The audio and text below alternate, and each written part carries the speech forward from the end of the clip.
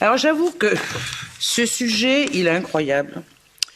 On parle de désinformation, mais en fait, il faut, et vous l'avez mis dans votre rapport, moi ça m'avait beaucoup plu, c'est d'abord la confiance dans les institutions, et puis qu'il y a une demande de transparence au niveau des citoyens.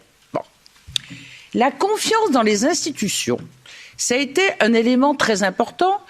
Et il y a eu plusieurs reportages qui ont montré que les institutions, elles n'ont pas été tellement cohérentes aussi.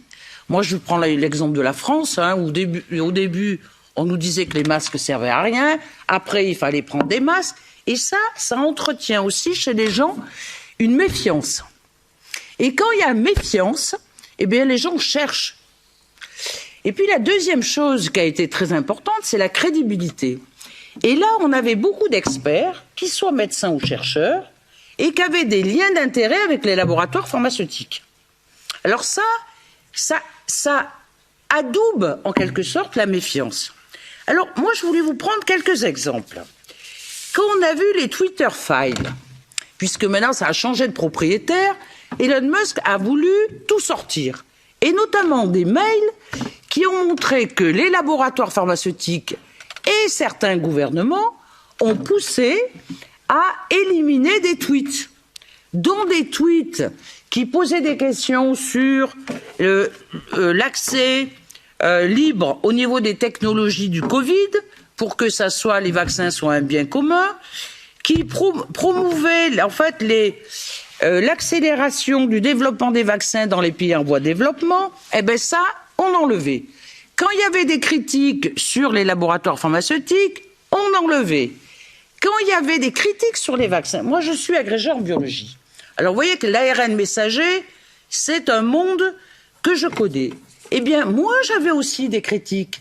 Eh bien les critiques, et d'ailleurs c'est indiqué dans les Twitter Files, eh bien c'était enlevé. C'est-à-dire que dès que des scientifiques, des médecins, des infirmières, des gens poser des questions, eh bien, on les mettait dans un monde qui était les complotistes. Et il n'y a pas eu de débat. Vous voyez, vous êtes en train de dire que la désinformation, elle va toujours dans un sens. Vous parlez des Chinois, des Russes, etc. Mais il y avait des gens qui se posaient des questions. Eh bien, on n'avait pas le droit de se poser ces questions. Et ça a été quand même toute la problématique au niveau de la crise du Covid. Et moi, j'attendais quand même à ce que vous fassiez des propositions. Les propositions, il faut qu'il y ait un pool, pas que des experts, des gens aussi qui posent des questions, mais qui ne soient pas en conflit d'intérêts avec quand même ces laboratoires pharmaceutiques. Et là, vous dites rien là-dessus. Que les médias, il y avait toujours les médias mainstream, mais les médias qui posaient des questions, ah ben ceux-là, ils n'avaient pas le droit de citer. Alors après, eh ben vous ne faites que favoriser les fake news. Et là, c'est terrible, parce qu'après, les gens ne croient plus en rien. Et quand les gens ne croient plus en rien, comment vous pouvez gérer un pays? Je trouve que là, vraiment, il faut parler d'honnêteté, il faut parler de crédibilité, il faut parler de gens qui ne sont pas payés par des gens dont le but, c'est le profit.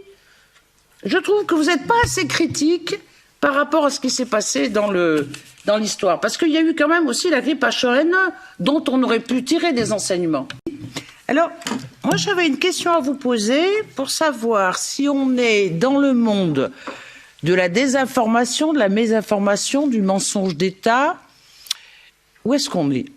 Je vais vous prendre l'exemple qui s'est passé en Allemagne, où il y a eu une enquête du journal Die Welt qui a montré que le ministre de l'Intérieur a utilisé dans sa communication sur le Covid des messages et des chiffres alarmistes afin de faire peur et fabriquer un soutien aux mesures de confinement.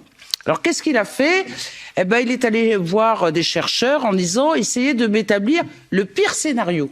Et donc il a joué sur les chiffres de morts par rapport au Covid, et en disant si le gouvernement n'agit pas, 70% de la population pourrait être infectée, le nombre de morts pourrait s'élever à des millions. Et il a cessé de répéter ça, c'était le ministre Seehofer en mars et en avril 2020. Est-ce que ça, pour vous, c'est une stratégie qui fait mieux accepter le fait d'avoir des mesures plus coercitives, parce qu'il y avait le confinement, il fallait pousser des gens à se faire vacciner, etc. Donc, voilà, moi je trouve qu'on parle de désinformation, tout ça, mais qui l'a fait, à quel niveau? Donc là, il a été quand même très critiqué, et j'aurais voulu avoir votre avis.